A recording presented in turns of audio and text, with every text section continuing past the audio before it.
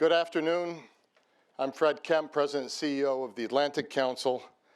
On behalf of the Council, I'm pleased to welcome you to our discussion today on Georgia's Euro-Atlantic future with Prime Minister of Georgia, Irakli Ravishvili. The Prime Minister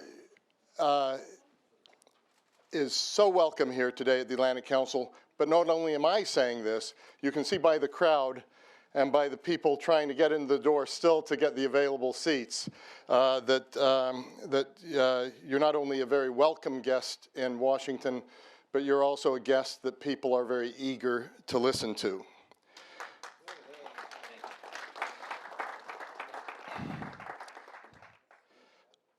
After meeting you earlier this month at the Munich Security Conference, I'm delighted now to be hosting you at the Atlantic Council in Washington.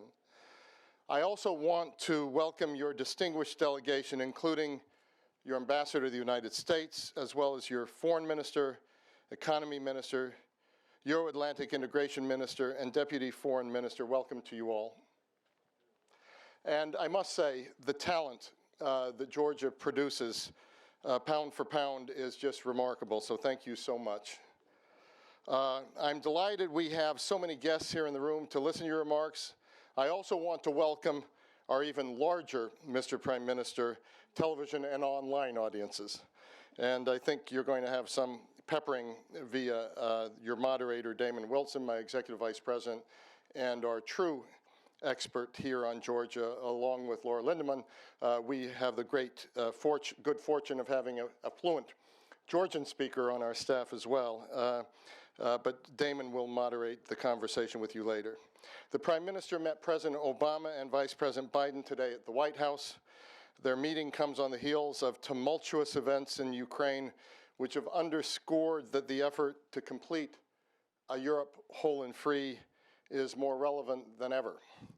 In that context, we're particularly pleased to welcome to the Council the leader of Georgia, a country that remains a standout reformer in the wider region, and a country that remains firmly dedicated to a future in the West. The developments in Ukraine underscore the yearning of citizens across your region, Mr. Prime Minister, for dignity and for the freedom to determine their own destiny. Recent events also remind us that the United States and European leadership and engagement are critical to helping ensure security and prosperity across Europe. Today is an especially poignant day for marking our conversation, as it is also a national day of mourning in Georgia, marking the day when Tbilisi fell to the Red Army in 1921. The Atlantic Council takes pride in its role as a strong supporter of an independent and democratic Georgia and of its people's aspirations to be included in the Euro-Atlantic community. So we're very pleased to host this event today. Before the Prime Minister shares his thoughts with us, I'm honored to turn the podium over to a remarkable public servant and a great friend of the Atlantic Council, Senator Chris Murphy, to introduce the Georgian Prime Minister. Senator Murphy serves on the Foreign Relations Committee and chairs its subcommittee on Europe. He's been closely involved in monitoring and shaping policy in the region. In fact, the senator has assumed a leadership role on these issues in Congress, having hosted with much foresight a Senate hearing last fall on the Eastern Partnership in advance of the European Union's Vilnius Summit, where Georgia initialed and Ukraine abandoned an association agreement with the EU. He also recently traveled to Ukraine at a crucially important time, I believe, in signaling American support for the people of the Maidan, who we will be recognizing at our Freedom Awards in June at the Wrocław Global Forum in Poland. We will be recognizing the people of Maidan there. And Senator Murphy is only getting started in the Senate, so we're looking forward to the role that he will play for many years ahead. So Senator, thank you for your leadership on these issues, and thank you for joining us to introduce the Prime Minister. Let me just let those in the audience know this is a very important thing for people in my position to say at this time in history. Spread the message by tweeting using the hashtag Georgia. So, Senator, the floor is yours.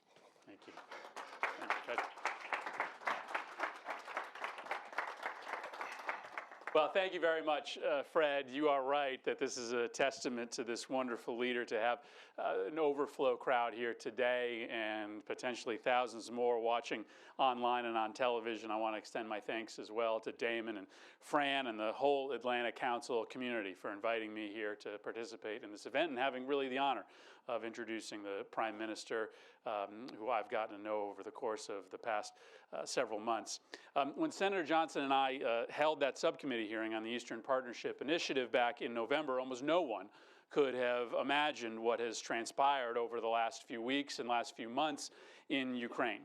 The Georgian people, probably more so than many of us here in the United States, understand what is driving and what has driven those protesters to come out day after day in the snow and cold, why they risked getting arrested or getting beaten up, and why some of them ultimately gave their lives. Over the last few weeks, Ukrainian flags have been displayed in the Georgian parliament in a sign of solidarity. And sadly, in fact, 2 Georgians died on the Maidan. Georgians, too, have made great sacrifices for their independence and for their sovereignty. But in Georgia, we also see what is possible when people take control of their own future. We've recently seen 2 peaceful transitions of power following free and fair elections, a maturing democracy, a growing foreign policy agenda, a professional military and police force, a healthy economy, and a continued commitment to the reform agenda. Georgia has also been an invaluable partner of the NATO alliance. Secretary General Rasmussen recently reiterated that Georgia has moved much closer to NATO and that the alliance stands by its commitment made at the Bucharest summit, something that many of us in the Senate support as well. We're, of course, here today to discuss this remarkable progress and the challenges that still lay ahead with the new Prime Minister of Georgia, Irakli Raishbashvili. I had the honor of meeting the Prime Minister in Munich last month, and I'm thrilled to be able to introduce him to all of you today. Prime Minister is a co-founder of the Georgian Dream Coalition, previously served as Georgia's Interior Minister. In this post, he instituted a number of important reforms, including ending the abuse against many detainees, destroying extrajudicial surveillance recordings, and prohibiting the surveillance of government critics. He closed 2 controversial police agencies and introduced skills and performance-based testing of ministry officials. Since becoming Prime Minister in November of 2013, the Prime Minister has shown that he is deeply committed to Georgia's democracy and, importantly, to Euro-Atlantic integration, a subject that I know he and Damon will cover here. He may be young, but he is very experienced. Under his leadership, I'm sure that Georgia will continue to be a strong partner and a democratic ally of the United States. And I promise him, as we did today at a meeting that we had on the Foreign Relations Committee, that the United States will continue to stand by Georgia as a true friend and support the Georgian people in every way possible as they pursue their goals, including signing an association agreement and comprehensive free trade agreement with the European Union this summer. And on a personal note, I can also promise him, having had the similar experience as the youngest member of the United States Senate, that eventually people will stop mistaking you for a staffer. I will now turn the stage over to my good friend and our guest here today at the Atlantic Council, Georgia's Prime Minister. Welcome. Thank you. Appreciate it. Thank you. Well, thank you. Thanks so much. Your Excellencies, esteemed audience, ladies and gentlemen, first of all, I would like to say that I'm very honored and pleased to be here with you today. Before I embark upon my task on elucidating Georgia's domestic and foreign policy priorities, challenges, and prospects, let me thank the Atlantic Council and world-famous Center of Excellence with outstanding expertise and profound experience for your consistent interest demonstrated towards my country. Thank you. And I think that it is symbolic that I deliver my first public speech in the United States at the Atlantic Council. The transatlantic partnership has indeed played an essential role in creating the world as we know today. The alliance, which contributes greatly to the security, stability, and a better future for all, which has turned the democratic vision of many states into reality, and to which the people and the government of Georgia aspire unwaveringly and in perfect unison. Georgia seeks to become part of the Euro-Atlantic community, and we made significant progress in past year and a half. This progress substantiates our claim for membership in European and Euro-Atlantic institutions. The 2012 parliamentary elections and 2013 presidential elections underlined Georgia's irreversible progress towards democracy and the rule of law. And as we completed a peaceful and orderly transfer of power and successfully managed the process of cohabitation between old and new authorities, the government spares no effort to continue the democratic consolidation of the country, quite an arduous but equally honorable task entrusted by the people of Georgia.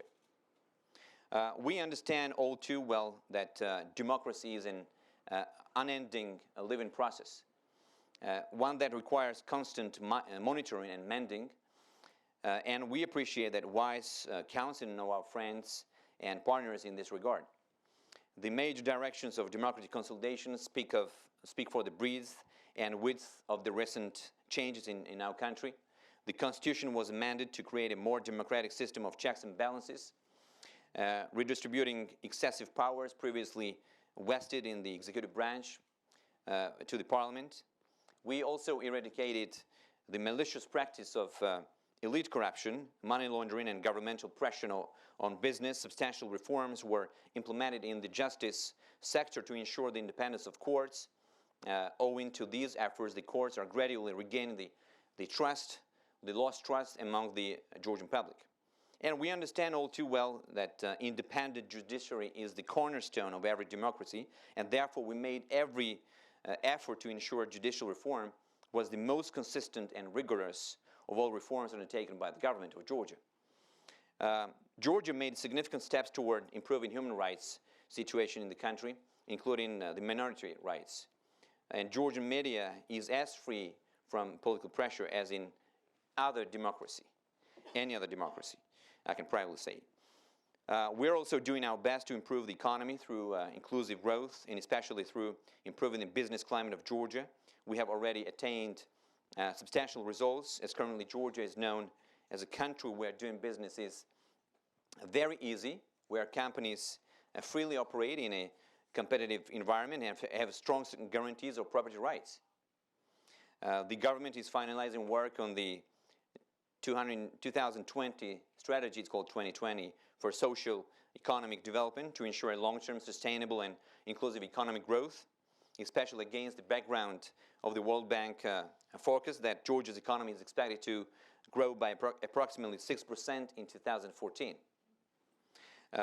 Georgia's economic dynamics would enable us to become the regional hub, and that is my vision, that Georgia has a potential to really become a regional hub for business and investment activities, and moving beyond the current role of energy transit corridor between Europe and Central Asia. And I should emphasize that in the context of its regional settings, Georgia has made a significant geopolitical breakthrough. We managed to consolidate our statehood without sacrificing either our democratic principles or political stability or economic growth, and by successfully initially in the association agreement with the European Union, Georgia gained a higher international standing as a credible partner for our strategic allies, the United States and the European Union. The mentioned association agreement included a free trade area, opened a new chapter in our relations with the European Union. We consider the agreement to be signed in the next few months as a master plan for the Europeanization of our country. Ever deepening relations with the European Union are not the only proof of Georgia's growing international reputation. By becoming producer rather than consumer of security in various international missions, including Afghanistan, Georgia demonstrated its readiness and commitment toward principles and values that created and then upheld the Euro-Atlantic community of nations. Needless to say that for Georgians, the United States represents the leader of this community and the entire free world. Since regaining of our independence, the United States has been supporting Georgia's statehood, security, and democracy. We are very grateful for this. The United States is unwavering in support for our sovereignty, territorial integrity, democratic aspirations, European and Euro-Atlantic integration, and non-recognition efforts played a vital role in Georgia's recent success. After the 2008 Russia-Georgia war, the U.S. financial support to Georgia continued unabated even during domestic financial constraints, which is duly noted and much appreciated by the Georgian people and by the Georgian government. We look to the United States as our gateway to the North Atlantic Alliance. Our pace of integration with NATO has been as dynamic as ever. We continue advancing toward the membership through the NATO Georgia Commission and the annual national program. The Georgian troops are deployed to the ISAF mission. Despite heavy losses in Afghanistan, support of the Georgian people has not diminished, and we stay fully committed to continue our contribution to the global security. We will stay in Afghanistan throughout the ISAF, and we will take part in a post-ISAF mission as well. Besides, we are ready to contribute to institution building in Afghanistan, including through sharing our experience in this regard. Also, our units are undergoing special training now, and will be available for NATO response force already in 2015 and 2016. And let me also underline once again that we are proud to be among these international security missions. 6 years ago at the NATO summit in Bucharest, the allies decided that Georgia would become a member of NATO. And in Chicago, the alliance underlined the importance of holding free and fair parliamentary and presidential elections in Georgia. The progress already made. It then puts us in a strong position to take next step forward in Georgia's NATO integration. For Georgia, the upcoming NATO summit in UK is the best opportunity to adequately reflect the progress made, in particular when the time has rightly matured for it. It is essential to move forward, and the realistic way to do it is to grant membership action plan to Georgia. We stress on MAP as it is a single integration mechanism, providing concrete framework for the implementation of the Bucharest Summit decision that Georgia should become a member of NATO. And by moving to this substantially new level, we are ready to patiently continue a gradual, step-by-step process of comprehensive reforms. We make success story, which is admirable for once and is maybe worrisome for others in the region.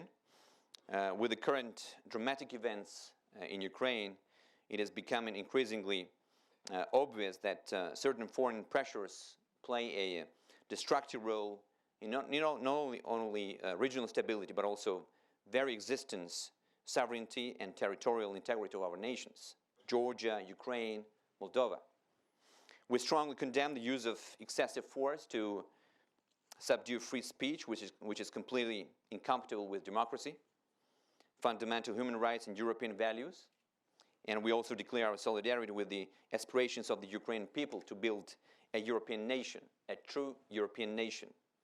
It is obvious that unless the European Union gives a clear promise of membership to the successful countries of the Eastern Partnership, this crisis, similar to Ukraine, will happen again and again. And let alone the failure of effective implementation of association agreements. The international community needs to send clearer messages to the large and small countries in the region. A message which will underpin the notion that no third party can influence the aspirations of regional countries striving to fulfill their choices of democratic political systems or foreign alliances. And at this very important historical stage for not only Georgia, but also our entire region, the West should realize that giving up on values in foreign policy may be very costly, not only for small countries like Georgia, but also for the entire international community. We hope that Georgia will get its fair share of support and appreciation for the progress it made despite harsh foreign pressures. Sochi Olympic Games, I want to say a few words about this. Games are over, and we expect that Russia may increase political pressure on Georgia before signing the association agreement with the European Union.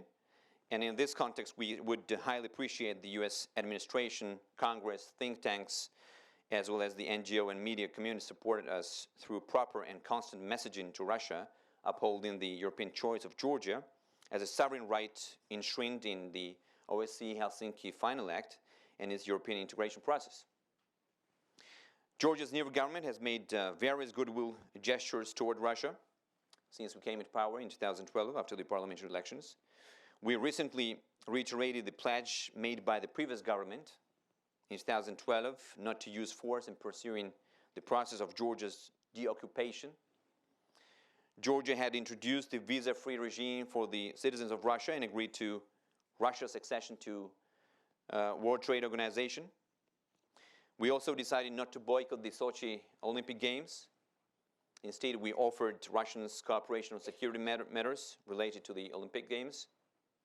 And we also appointed a special representative for relations with Russia to create a channel of direct communication with Moscow, dealing with the cultural, humanitarian, economic, and trade issues.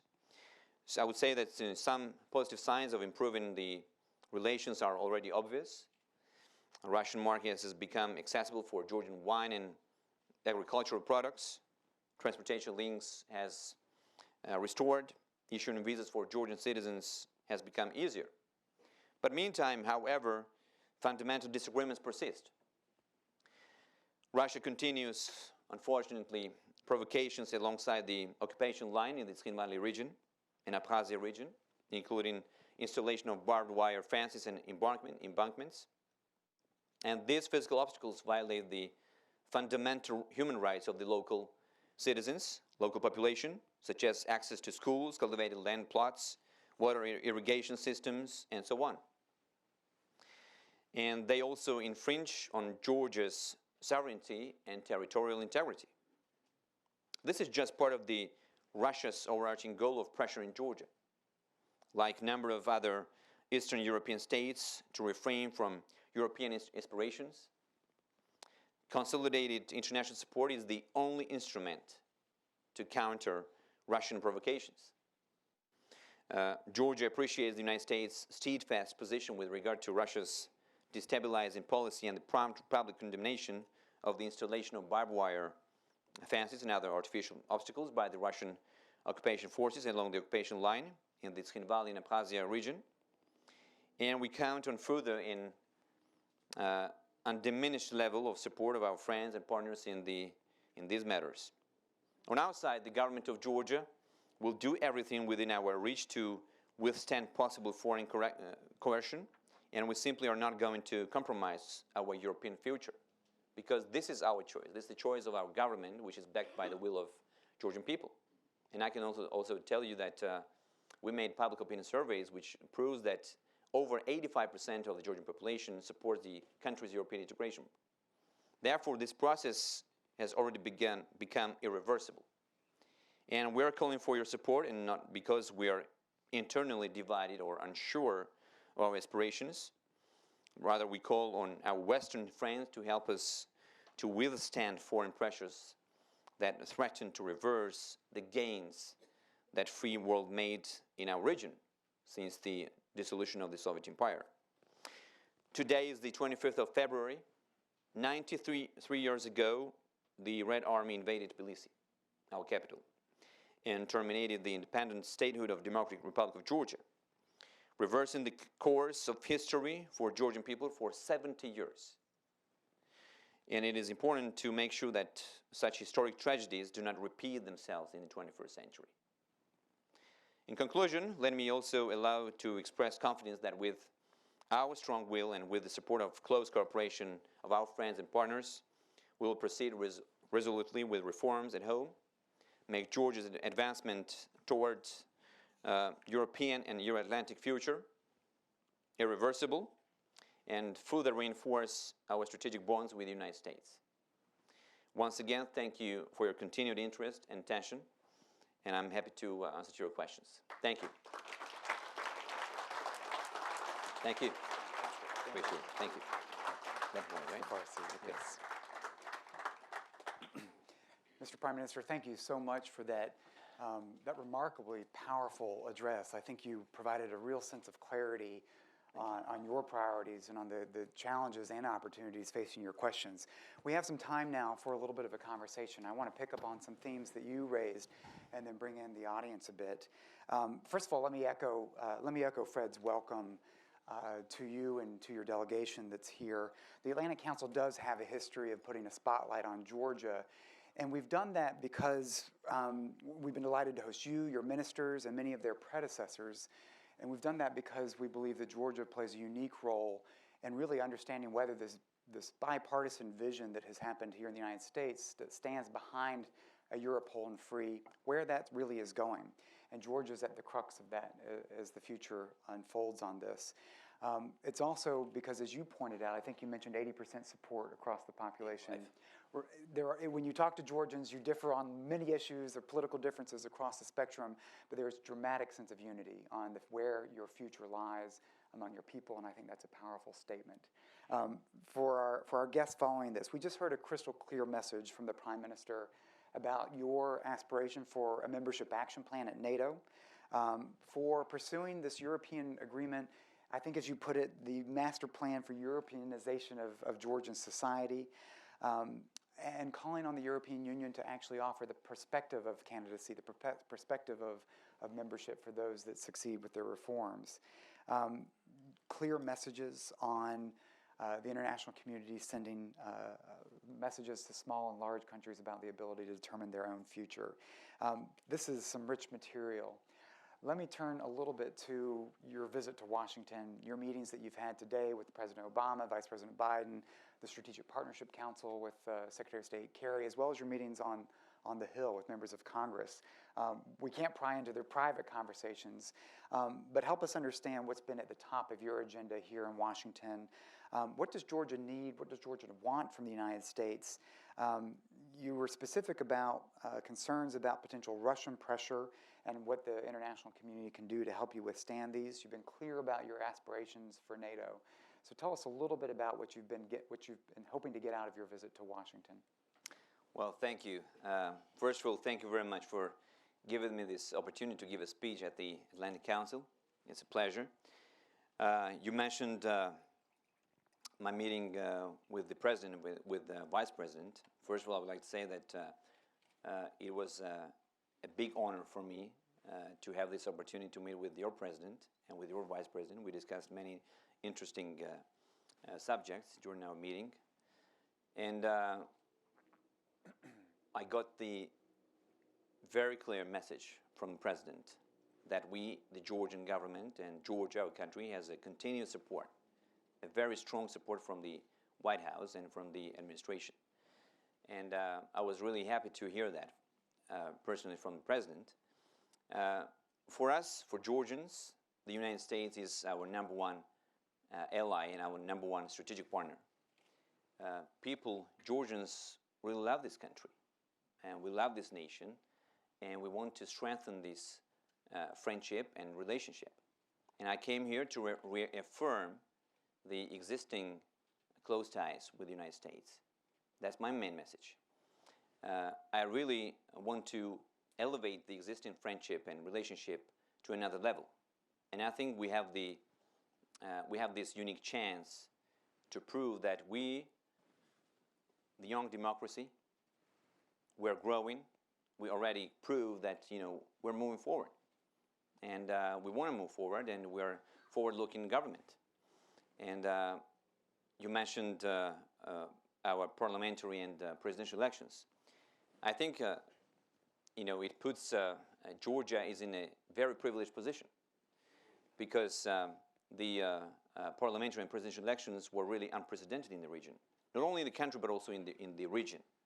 I can proudly say that we could manage the peaceful transfer of power, and this was completed by the presidential elections. And we also could manage the cohabitation process, which was really difficult for us because we've never experienced it before.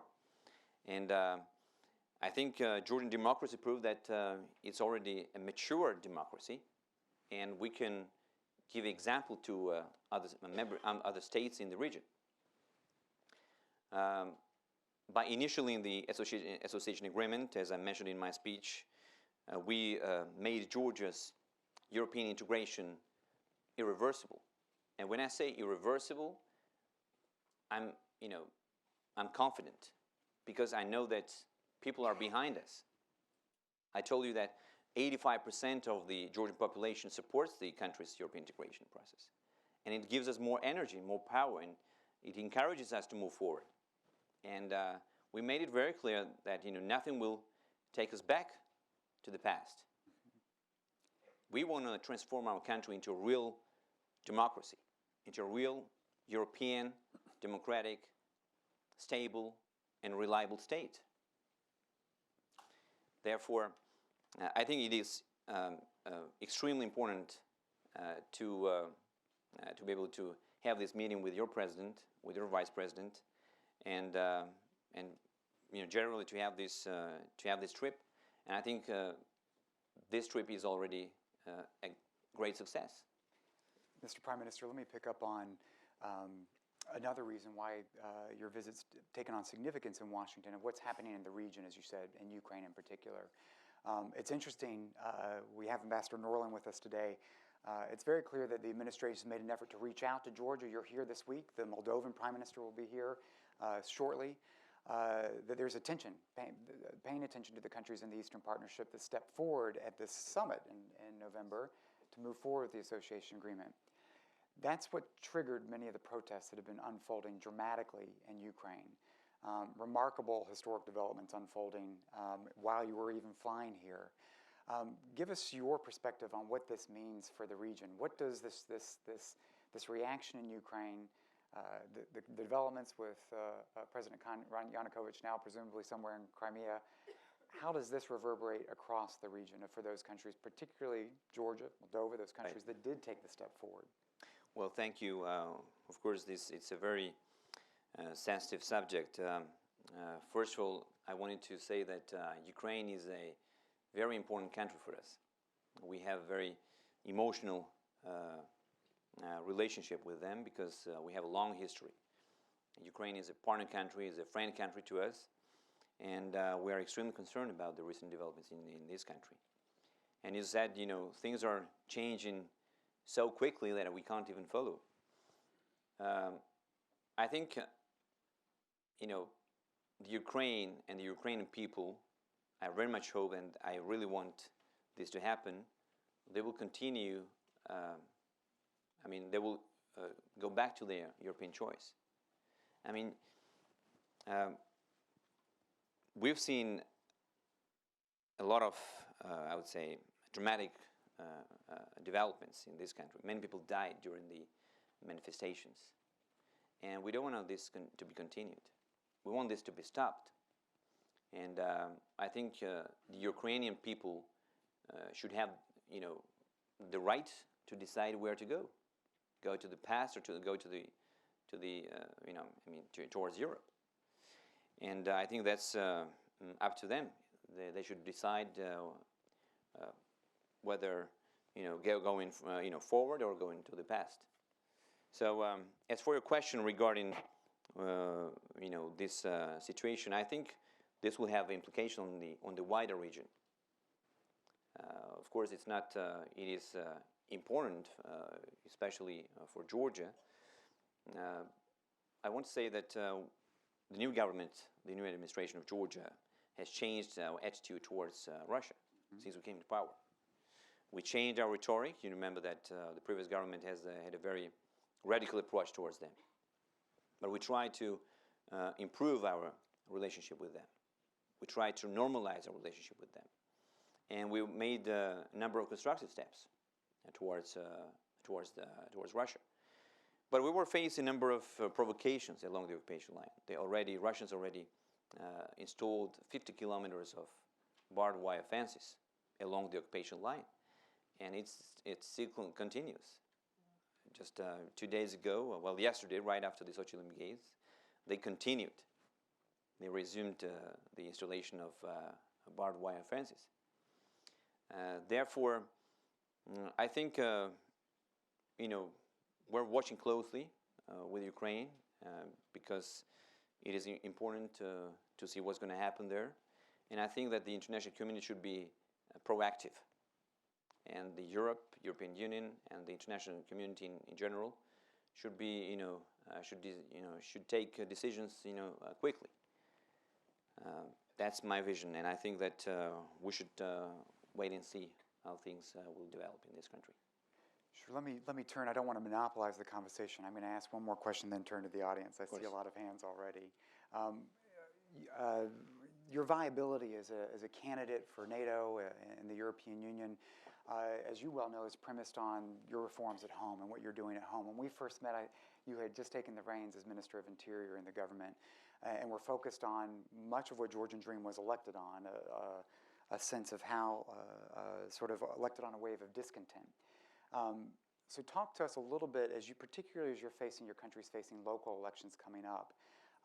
How are you dealing with these issues of internal reforms, and particularly the issues of rule of law and justice issues?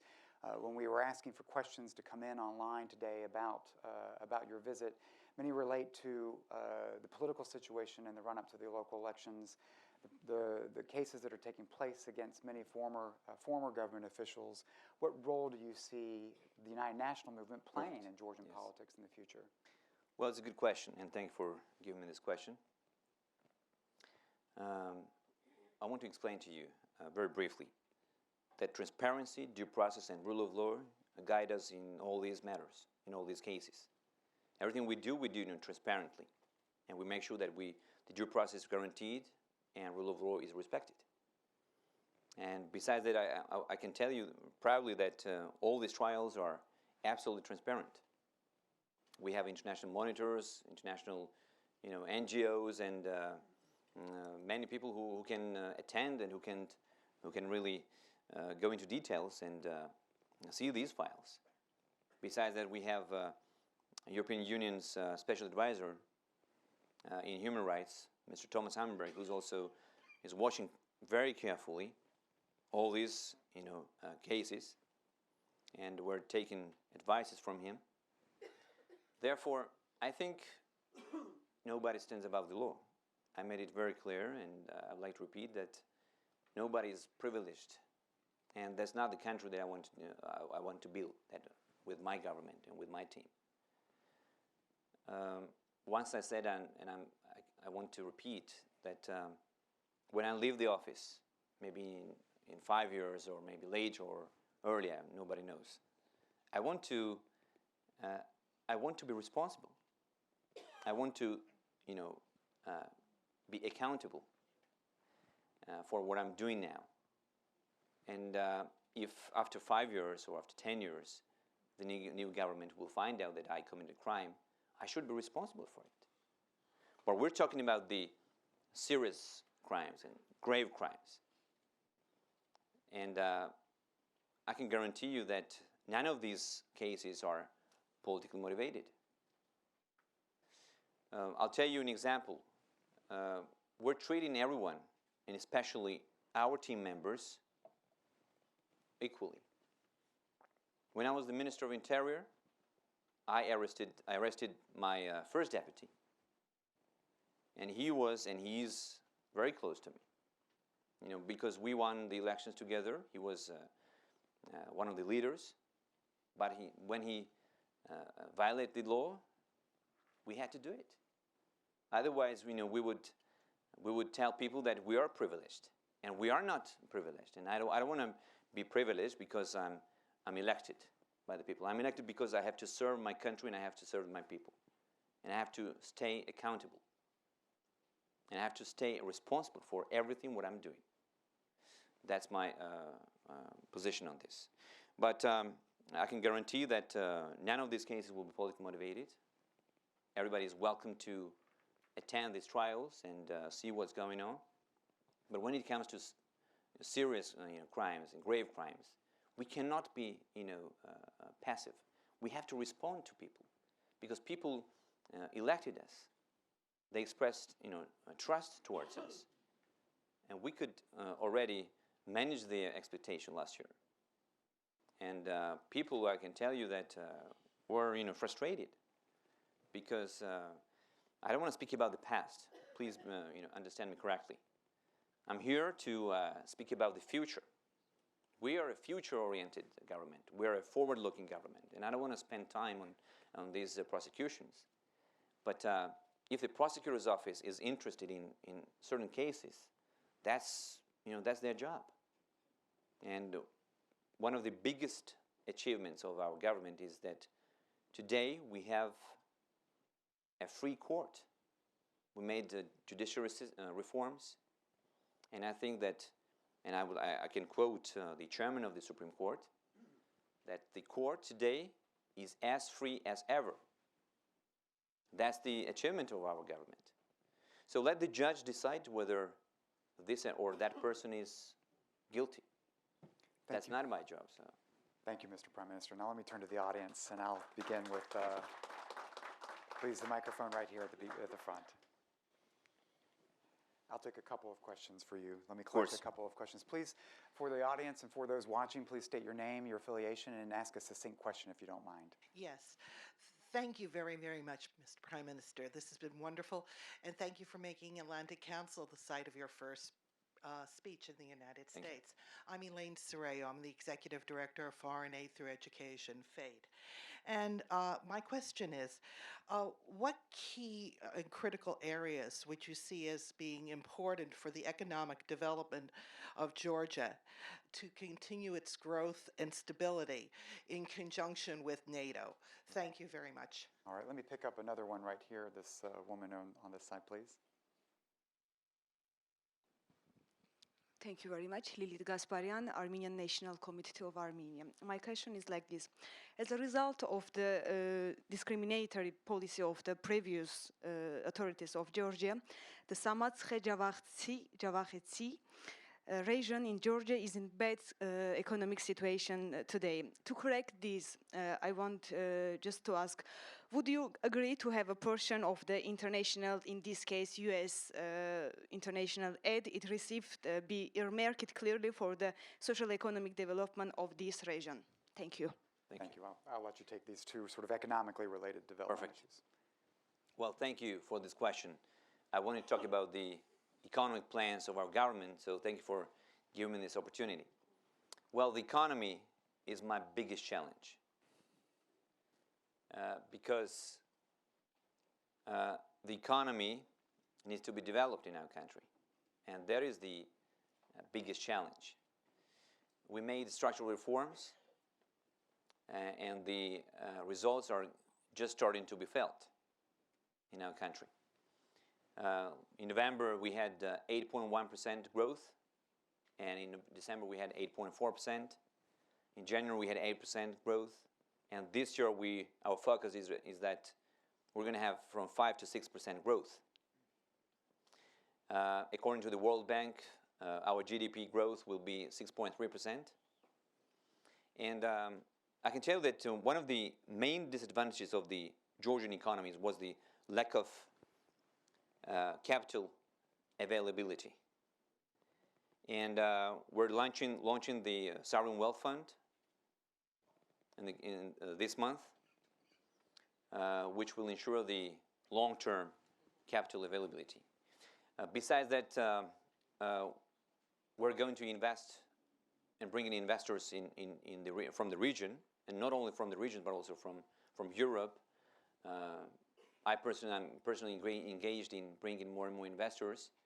I was in Israel, by the way, several weeks ago, and where I met a number of prominent Israel businesses who are interested in getting, bringing investors and investments in Georgia, and particularly in the agriculture, in energy sector, because regions are in a very difficult situation.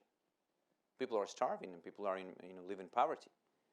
And our main mission is to create more jobs, and I think that agriculture is the sector that needs to be developed as soon as possible because that will create more jobs. We're also focusing on building logistics centers in Georgia, because I mentioned in my speech that we see Georgia as a regional hub, and Georgia needs to get back the historic role, which is the historic Silk Road role. And the beauty and the attractiveness of Georgia is its geographical location. And when I said that we initialed the association agreement, a part of which is the DCFTA, which is the Deep and Comprehensive Free Trade Area, and we're going to have free trade agreement with the European Union, Georgia will have an access to 900 million market in total, which means 500 million market, the European market, and 400 million CIS countries and Turkey. And Georgia becomes more and more attractive destination for investors. We offer low prices, low costs, low energy costs, low labor costs, low crime, low corruption. And besides that, I can proudly say that Georgia is number 8 in doing business criteria according to the World Bank. Therefore, I think besides, as I mentioned in my speech, we already elaborated a national strategy for countries' long-term development, and it's called 2020, how countries should develop the economy. And we have to make sure that we have a sustainable growth. And that's why it is so important for Georgia to sign the DCFTA, free trade agreement with the European Union, which will enable us to have sustainable growth. And this will enable us to increase exports onto the European market. And by the way, last year we increased export by 65%. And therefore, I think the economy, and if we continue to be on the right track in maybe 3 or 5 years, we'll be in a much better situation. As for your question regarding Samtskhe-Javakheti, I can guarantee you that not only Samtskhe-Javakheti, but also other regions are in a difficult situation. So we have a plan to develop all regions, and without making any separations and any discrimination. So please be assured that I treat Samtskhe-Javakheti as other regions. So Samtskhe-Javakheti is my region. I mean, it's the whole country is my region. So I mean, I don't separate it from other regions at all. On the contrary. Mr. Prime Minister, we have a few minutes left. I want to collect another round of questions. Let me start over here, maybe with Ariel Cohen, and come back to the center.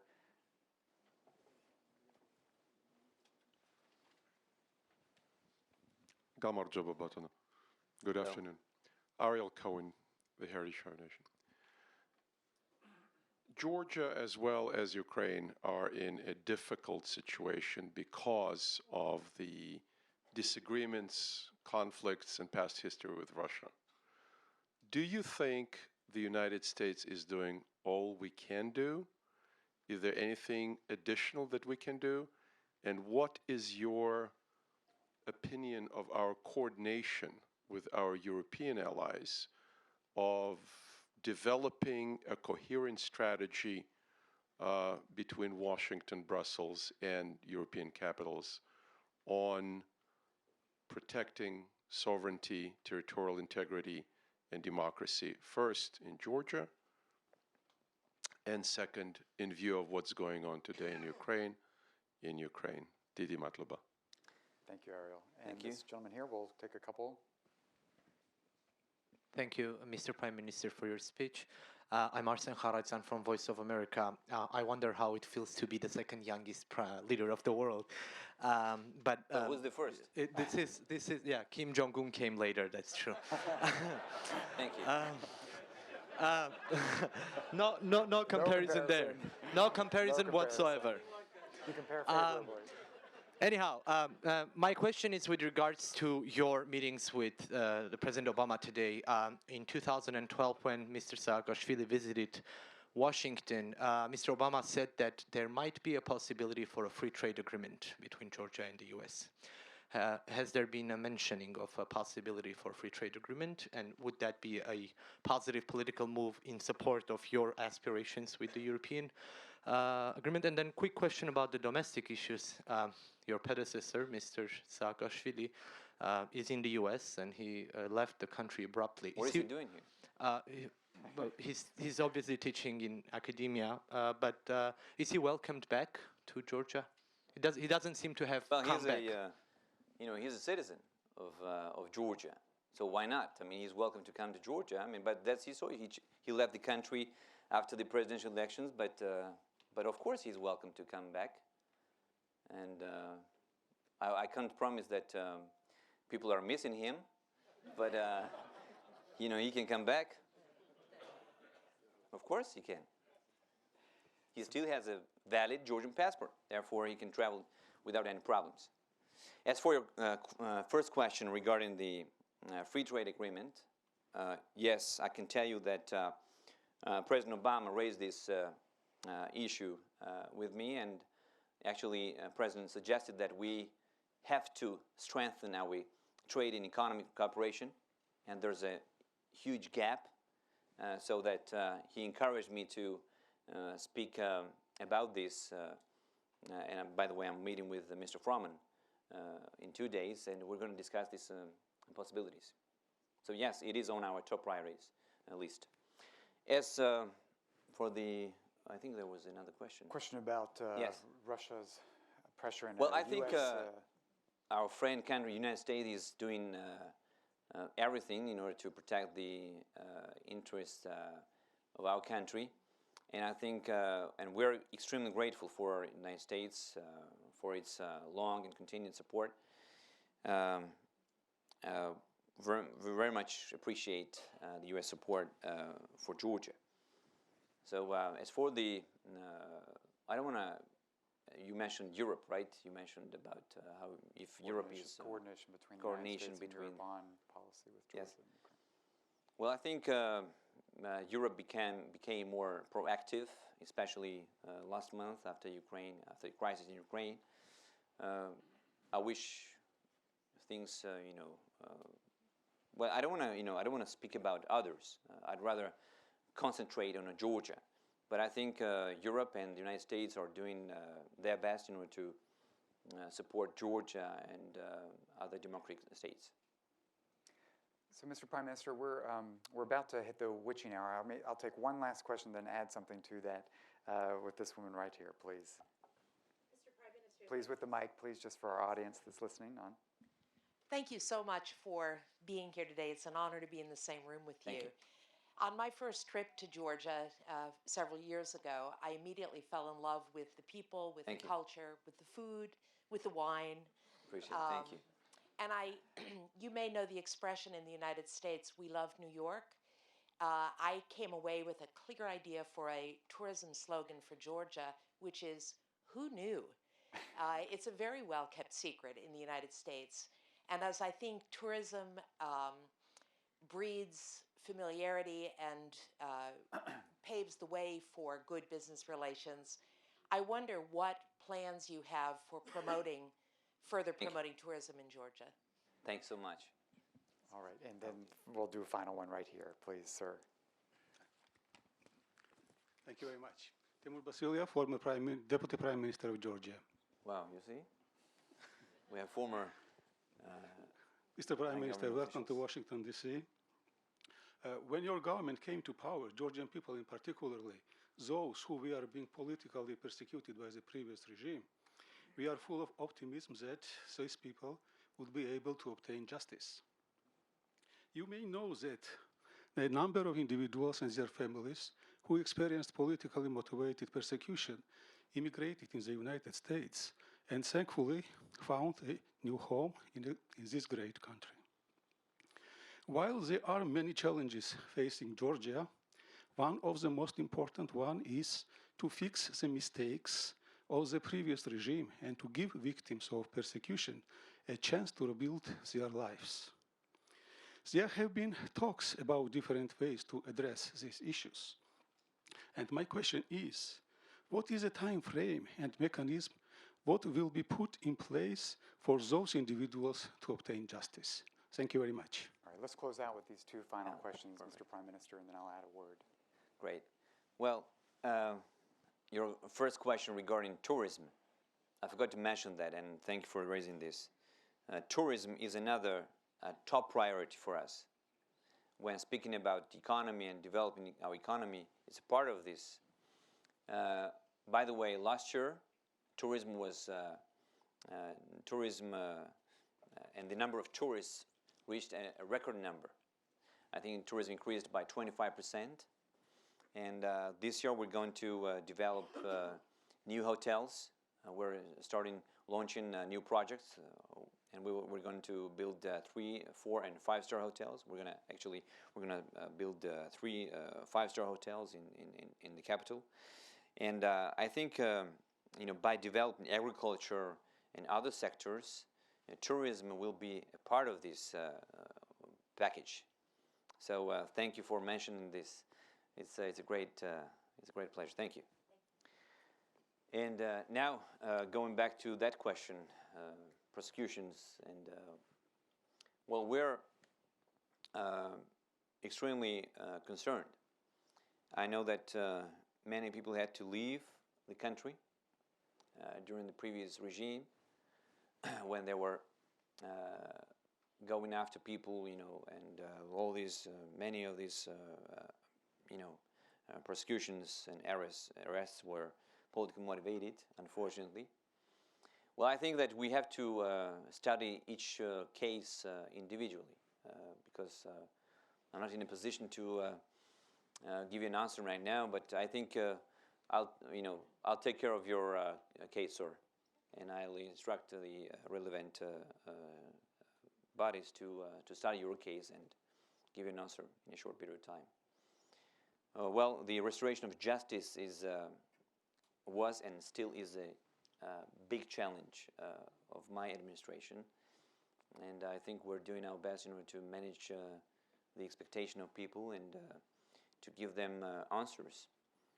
So we're doing our best in order to regulate this, in order to solve their problems as soon as possible.